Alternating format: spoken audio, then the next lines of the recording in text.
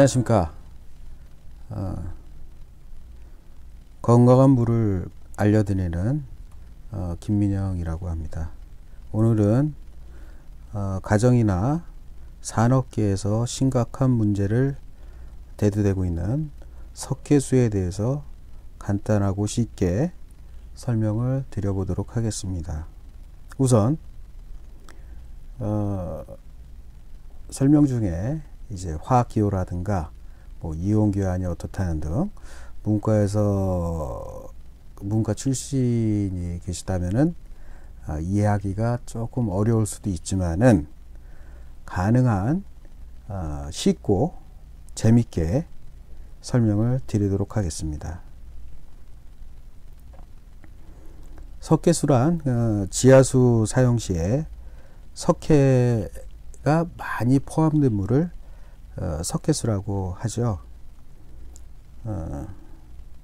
석회수라는 거는 문제가 안 되면은 뭐 이렇게 설명할 필요도 없지만은 뭐 건강이라든가 피부라든가 산업계통의 뭐 보일러, 그다음에 그 여러 가지 뭐 파이프라든지 그 물이 통하는 파이프, 그런데 많은 영향을 주기 때문에 오늘 설명을 드린 겁니다.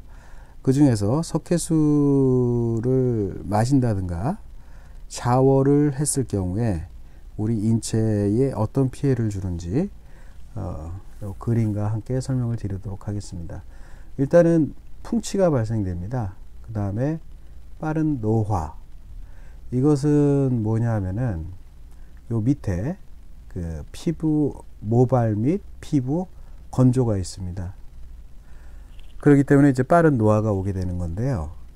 이 그 석회수라는 거는 그 물이 그 석회수를 다른 말로는 이제 경수라고 얘기합니다.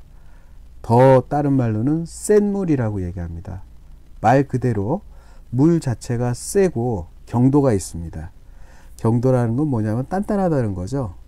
연수는 뭐냐면은 이제 우리가 그 뭐뭐코 그 회사에서 각 가정에다가 연수기라고 해가지고 달아주지 않습니까?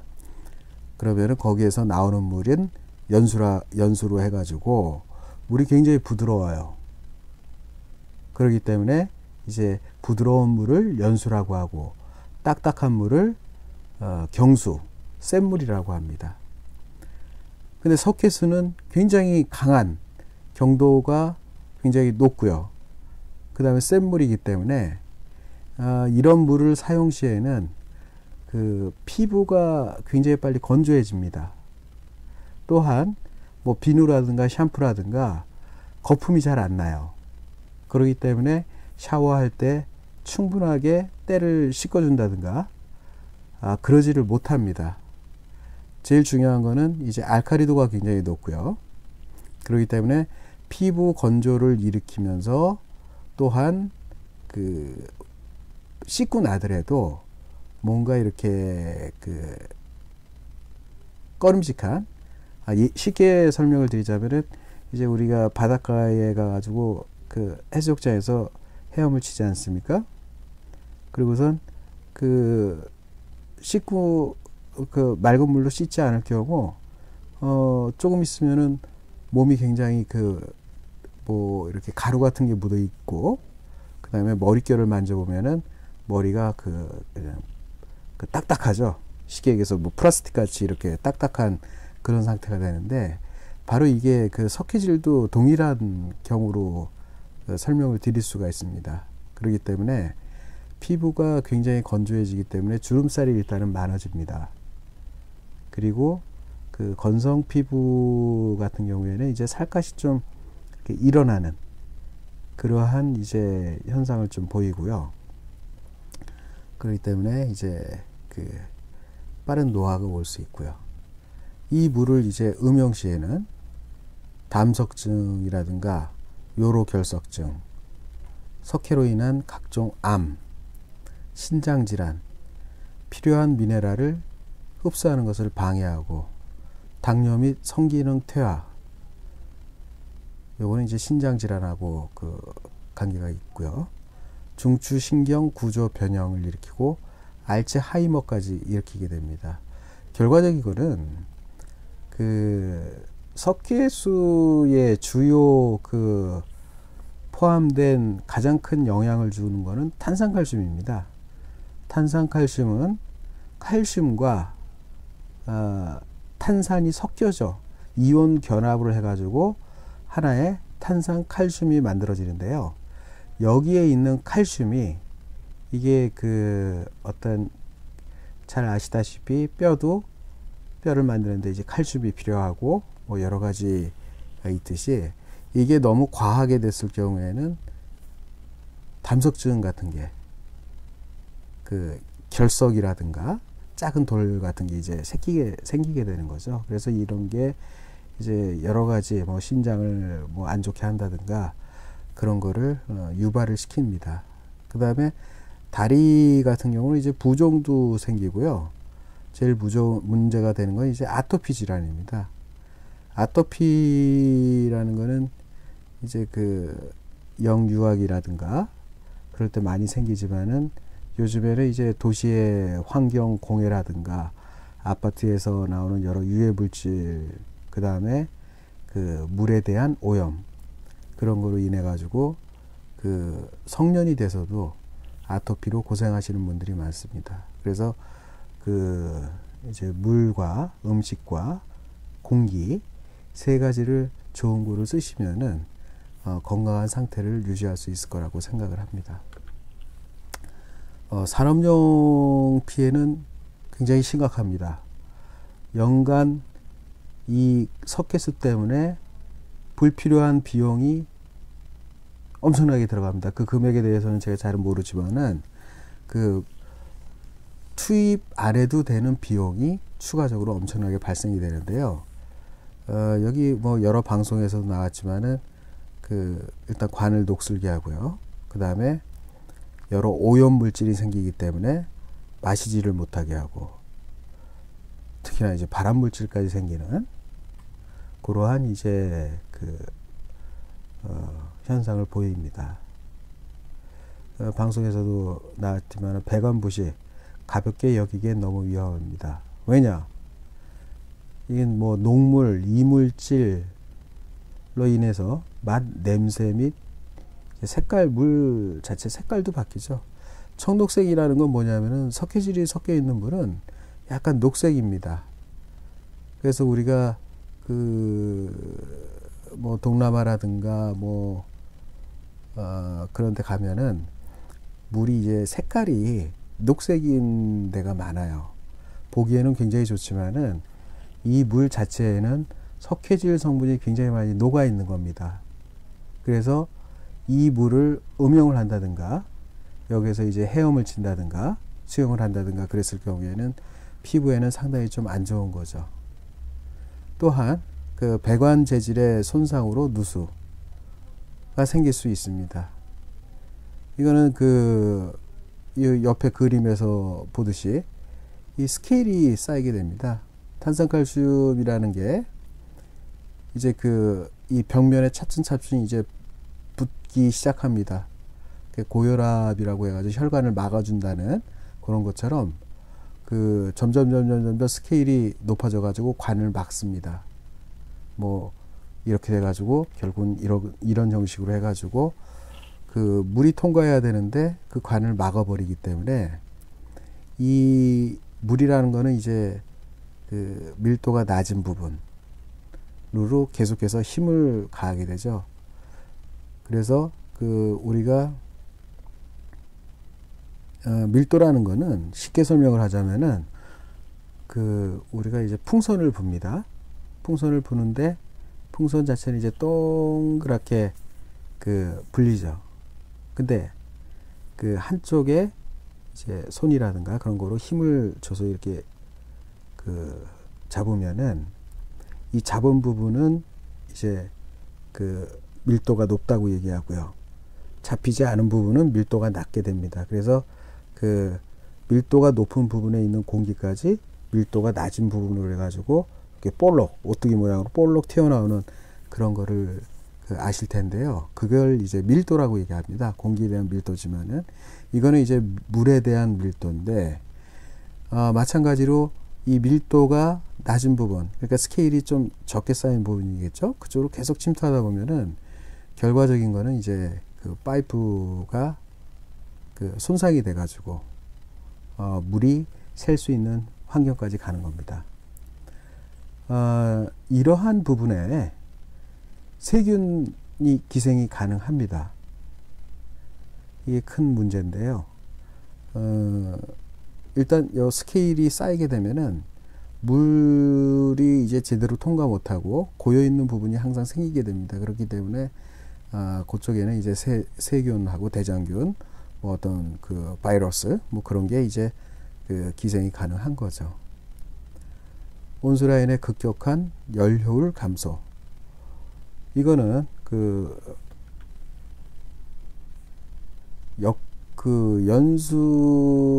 연수기라든가 그런 데는 이제 히터가 있습니다. 히터가 있는데요. 이제 석회질이 섞여 있는 물이 유입이 되면은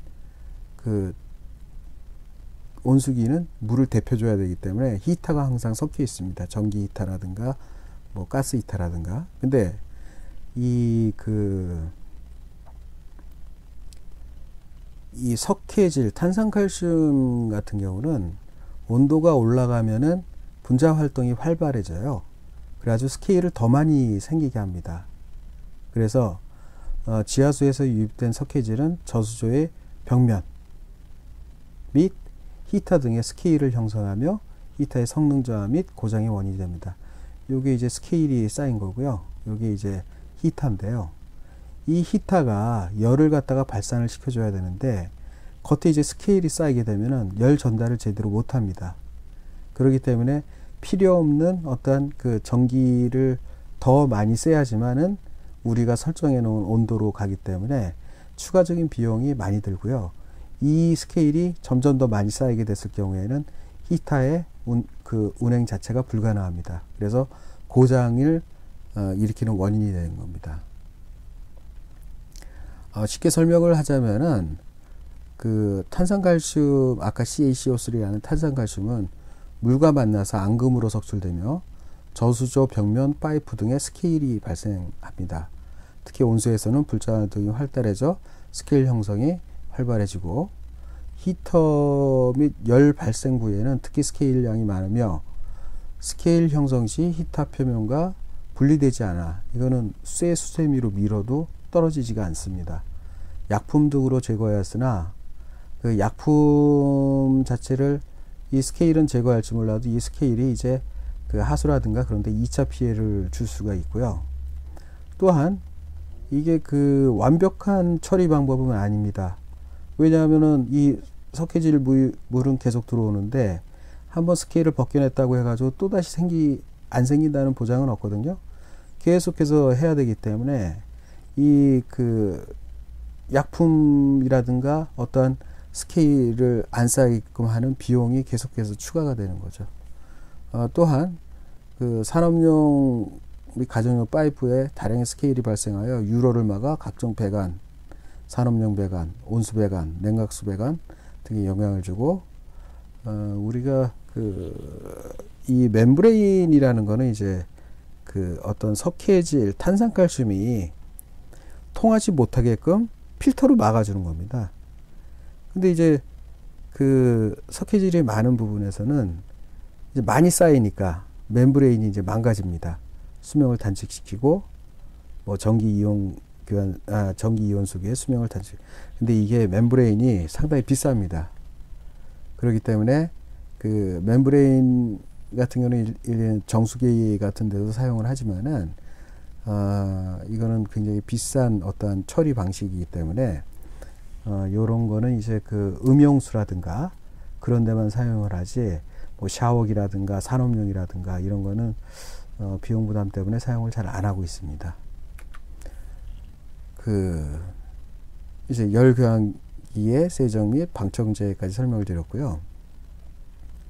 뭐 건물이라든가 공장의 수명 단축, 이거는 뭐냐면 이제 시멘트 속에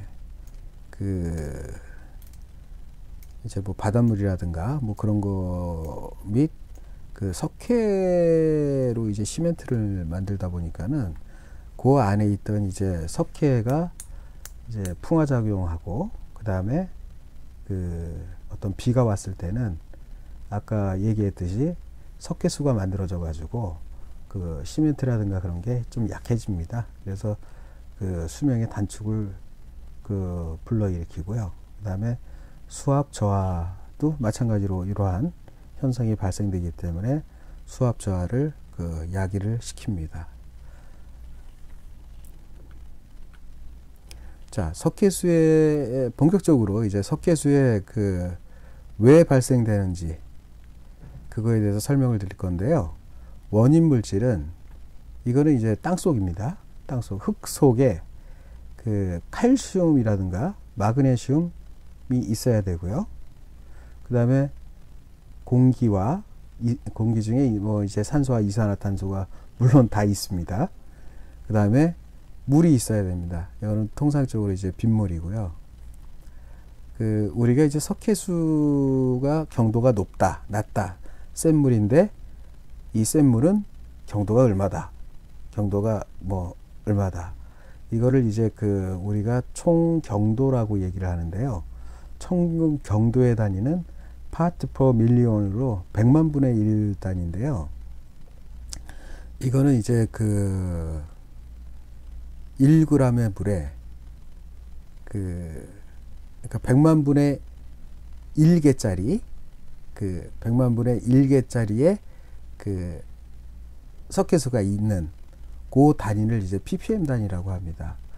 통상적으로 수돗물 우리가 사용하는 이제 상수도 그 수자원공사에서 나오는 상수도 같은 경우는 그 침전 및 뭐 여러 가지 그 작용을 통해 가지고 그 총 경도를 약 한 30에서 60 정도로 맞춰주고 있습니다.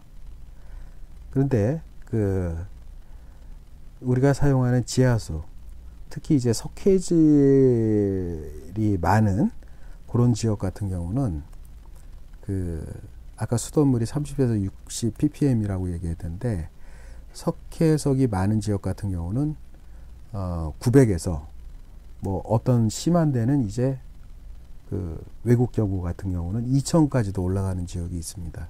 그런 물들은 거의 사용을 못 합니다. 통상적으로 동남아 쪽, 그 다음 뭐 인도, 뭐 그런 쪽, 중국, 그런 쪽 같은 경우는 약 한 400에서 600, 그 정도, ppm 정도 되고요. 유럽 쪽 같은 경우는 이제 뭐 체코라든가 그런 데는 한 1200, 뭐 1400 ppm, 그 정도 되고, 미국 쪽 같은 경우도 이제 한 400에서 한 1500 정도 사이에 그 ppm의 그런 물을 그 보통 석회수 경도 총 경도가 그 정도 됩니다. 그래서 미국이라든가 이제 그 선진국 같은 데는 우리가 아까 말씀드린 에서 그 연수기라고 하는데요. 그 연수기에는 이제 그 이온교환 수지라는 게 붙어 있어 가지고 그 이온교환 수지에는 이제 뭐 나트륨 성분이 좀 있어요. 근데 이제 그 칼슘이라든가 마그네슘이 이제 들어왔을 경우 그 이온교환 수지 내에 그 나트륨이 빠져나가면서 그 빠져나간 빈자리에 칼슘이라든가 마그네슘이 붙습니다. 그래서 이제 그 경수를 이제 연소화시키는 거고요. 근데 이제 문제점이 되는 거는 이제 미국이라든가 그런 데에 그 보면은 음식을 제맛을 못 내는데요. 그 이유는 뭐냐면은 그 이온 교환 수지가 그 계속 재생해서 사용을 하는 건데요. 재생을 하기 위해서는 나트륨을 또 넣어줘야 될 거 아닙니까? 기존에 나트륨이 빠져나가면서 이제 칼슘, 마그네슘이 그 자리를 차지했는데 그거를 그 다시 나트륨으로 채워주면은 또 작동할 거 아닙니까? 그래서 그 소금을 쓰게 됩니다. 소금의 그 분자 화학기호가 이제 염화 나트륨인데요. 거기에 이제 나트륨이 포함이 되어 있기 때문에 이온교환 수지로 이렇게 소금물을 집어넣게 되면은 기존에 이제 칼슘, 마그네슘은 또 떨어져 나가고 나트륨이 거기에 또 들어가고 그거를 이제 반복하는 그러한 연수기를 쓰고 있는데요. 그러다 보니까 이제 소금물이 그 폐수로 해가지고 방류가 돼야 되는데 100% 폐수로 방류를 못하고 그냥 그게 우리가 먹는 그러니까 미국 사람들이 먹는 그 다음에 씻고 뭐 하는데 다 들어갑니다. 그리고 음식을 하면은 짭짤하겠죠. 그래서 이제 음식에 제 맛을 못 낸다 해가지고 기존에는 이온규환 수시로 많이 연소화 시켰는데 최근에는 이제 그 여러 가지 소재 특히 기능성 소재가 많이 개발됐습니다. 저희가 개발한 것도 소재가 있기는 있어요.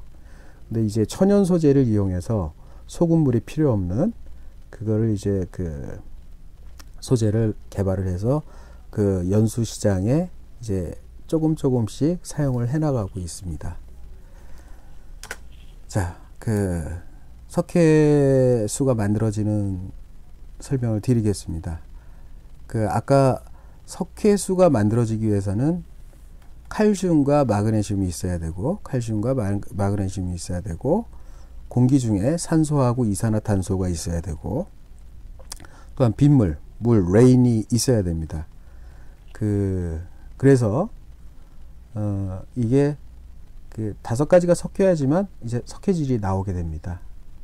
자, 그럼 땅에 이게 땅 속입니다. 여기에는 뭐 여러 가지가 있을 수 있겠죠. 뭐 쥐굴도 있고, 뭐 두더지굴도 있고, 개미굴도 있고, 뭐 그러겠죠.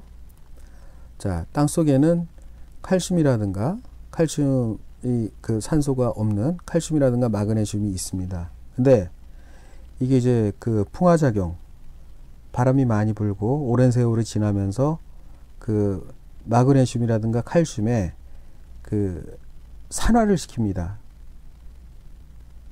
그러니까 녹이 생기게 하는 거죠. 그거를 이제 그 산화칼슘, 이게 화학 결합을 해가지고 칼슘하고 산소하고 결합이 돼가지고 산화칼슘이 되는 거고, 또한 그 마그네슘 입자만 있는 게 아니라 이게 산화가 돼가지고 산화마그네슘이 됩니다. 그래서 이러한 그 오랜 시간 동안의 푸가작용 및 여러 가지 그 작용으로 인해 가지고 그 대지 속에는 그 마그네슘하고 그 칼슘, 산화칼슘이 섞여 있는 이제 그 땅이 되었던 거죠. 그런데 이 상태로 있으면 이제 문제가 안 되는데요. 이제 비가 오기 시작합니다. 막 천둥도 치고 막 비가 오게 되면은 이제 연못도 만들어질 거고 어떤 호수도 만들어질 거고 그렇습니다. 근데 그 물들이 이제 지하로 내려가게 돼요. 물이 빠진다고 지하로 해가지고 물이 빠지게 되겠죠. 그럼 지하에는 이제 이 물들이 흘러가는 길이 있는데 이거를 이제 지하수라고 얘기를 하죠. 이 지하수에 산화칼슘, 산화마그네슘이 녹은 물이 섞이게 됩니다. 물하고 같이요. 그러면은 이제 물이 산화칼슘하고 물이 산화마그네슘하고 섞이게 됩니다. 요거는 이제 요 위에 부분 산화칼슘하고 물하고 섞여 가지고 다시 이온 결합을 하는데요. 이게 이제 수산화칼슘이 됩니다. 칼슘과 OH, 산소와 수소, 수산, 이 끼가 서로 결합이 돼 가지고 수산화칼슘이 됩니다. 수산화칼슘은 물론 뭐 농도에 따라 가지고 굉장히 틀려지겠지만 농도가 높으면은 이거는 알카리성을 띱니다. 어느 지역 같은 데서는 이제 수산화칼슘이 너무 높게 되면은 그 물 자체가 양잿물로 바뀌게 됩니다. 그래서 굉장히 위험한 물로 바뀌게 되는데요. 우리나라 같은 경우는 그렇게 높지는 않아요. 그래서 우리가 보통 양잿물 같은 경우 pH 중성도를 얘기를 하자면은 이거는 굉장히 알카리성으로 해가지고 수치를 한 12가 넘어가고요. 그런데 이제 중성은 7이지 않습니까? 근데 보통 우리나라 물은 아무리 수산화 칼슘이 많더라도 한 7에서 8 정도, 그 정도를 유지를 하고 있습니다. 아무튼 산화칼슘과 빗물, 물이 서로 결합을 해가지고 수산화칼슘이 만들어졌는데요. 이제 우리가 이 물을 먹어야 되지 않습니까? 지하수에서 끌어내 가지고. 그래서 이 수산화칼슘이 섞인 지하수를 관정을 통해 가지고 펌프로 통해 가지고 우리가 물을 끌어냅니다. 물을 끌어내 가지고 이 물을 사용을 하게 되죠. 뭐 세척을 한다든가 아니면 기계를 돌린다든가 샤워를 한다든가 그렇게 되겠죠. 자, 여기에서 이제 마지막 게 하나가 남았습니다. 이산화탄소인데요. 이산화탄소는 CO2라고 표시를 합니다.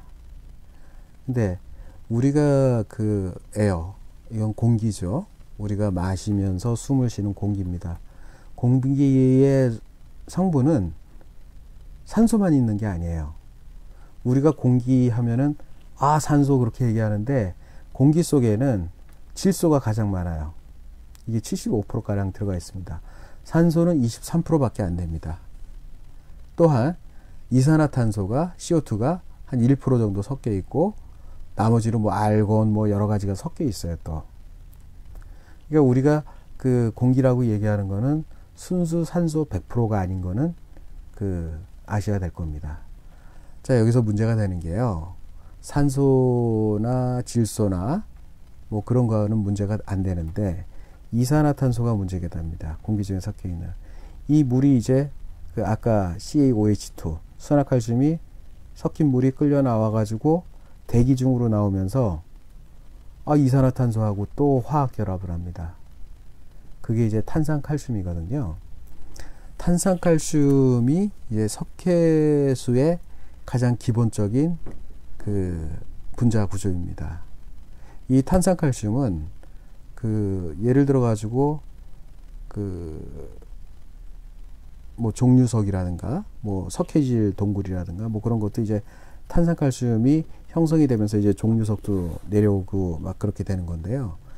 이것이 이제 그 많으면은 우리가 경도가 높다 그러고 센 물이라고 하고, 이 탄산칼슘이 적으면은 요 양이 적으면은 이제 그 연수라고 얘기를 합니다. 그래서 우리는 이 탄산칼슘을 또 끓이게 됐을 경우에는 이 그 전기 포트라든가 아니면 뭐 냄비라든가 뭐 쉽게 설명해서 가정에서 사용하는 그런 거에 보면은 그 밑부분, 그러니까 열이 닿는 부분, 물이 차면서 열이 닿는 부분에는 쓰다 보면은 스케일이라는 게 발생이 돼요. 꺼끌꺼끌한 뭐가 낍니다. 그걸 이제 스케일이라고 하는데, 스케일이 발생돼서 이제 그 벗겨내려고 하면은 뭐 식초를 분다든가 뭐 해가지고 굉장히 어려운데요. 그런 문제점이 생깁니다. 특히나 아까 설명드렸다시피 전열, 그러니까 보일러라든가 온수기라든가 그런 부분에서는 굉장히 좀 많은 문제가 발생이 됩니다. 오늘은 그 석회수가 우리의 인체에 끼치는 영향 및 그 산업적으로 끼치는 영향과 왜 석회수가 발생을 하며 그거를 우리가 어떻게 표시를 하나, 총경도가 얼마나, 뭐 센 물이냐 단물이냐, 아까 연수 이 물은 그 센 물 반대는 단물이겠죠. 그래가지고 그러한 그 물이 왜 생기는 건지 그거에 대해서 알아봤습니다. 다음 시간에는 우리가 이 그 경수 센 물 이거를 어떻게 좀 줄일 수 있나.